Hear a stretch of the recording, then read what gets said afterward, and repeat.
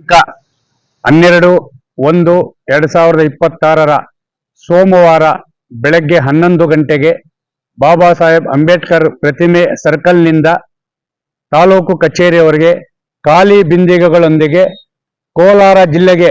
ಶಾಶ್ವತ ಶುದ್ಧ ಕುಡಿಯುವ ನೀರನ್ನು ಜಾರಿ ಮಾಡಬೇಕು.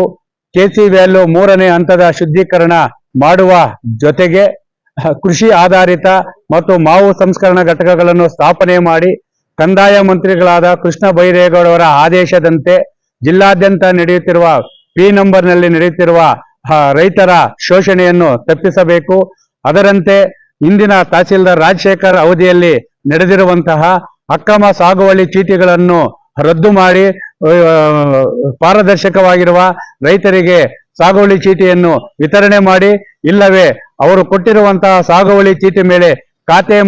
ಮಾಡುವಂತೆ ಒತ್ತಾಯಿಸಿ ಮತ್ತು ಹದಗೆಟ್ಟಿರುವ ತಾಲೂಕು ಆಡಳಿತವನ್ನು ಸರಿಪಡಿಸಿ ಗ್ರಾಮೀಣ ಸೇವೆಯನ್ನು ಮರೆತಿರುವ ಕಂದಾಯ ಅಧಿಕಾರಿಗಳ ವಿರುದ್ಧ ಕ್ರಮ ಕೈಗೊಂಡು ಕಡ್ಡಾಯವಾಗಿ ಗುರುತಿನ ಚೀಟಿ ಮತ್ತು ಆಯಾ ವೃತ್ತದ ಕಂದಾಯ ವೃತ್ತಿಗಳು ಆ ಹಳ್ಳಿಯಲ್ಲೇ ವಾಸ ಮಾಡಬೇಕೆಂಬ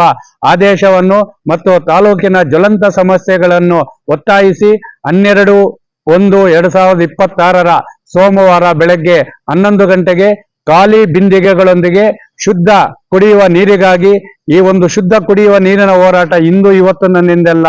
ಶಾಶ್ವತ ನೀರಾವರಿ ಯೋಜನೆಗಳ ಹೆಸರಿನಲ್ಲಿ ಇವತ್ತು ರಾಜ್ಯ ಸರ್ಕಾರಗಳು ಮತ್ತು ಜನಪ್ರತಿನಿಧಿಗಳು ಜನರನ್ನು ದಿಕ್ಕು ತಪ್ಪಿಸುವ ಮುಖಾಂತರ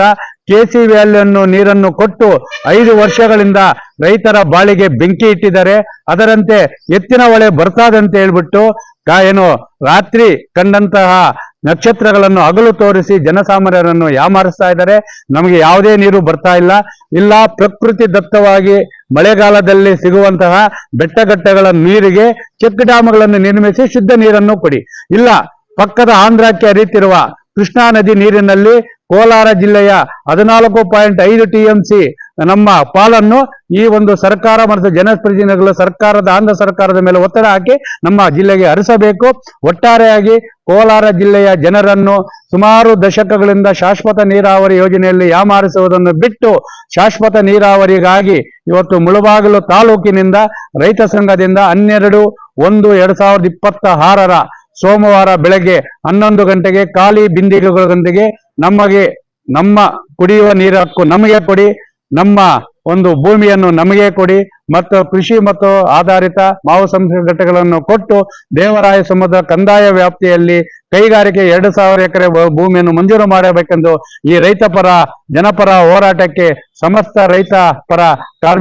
ಕೂಲಿ ಕಾರ್ಮಿಕರು, ದಲಿತ ಪರ ಸಂಘಟನೆಗಳು, ಕನ್ನಡ ಪರ ಸಂಘಟನೆಗಳು, ಎಲ್ಲಾ ಸಂಘ ಸಂಸ್ಥೆಗಳು ಈ ಹೋರಾಟಕ್ಕೆ ಬೆಂಬಲವಾಗಿ ನಿಲ್ಲಬೇಕಂತೇಳಿ ಎಲ್ಲರಲ್ಲೂ ಮನವಿಯನ್ನು ಮಾಡ್ತಾ ಇದ್ದೀವಿ.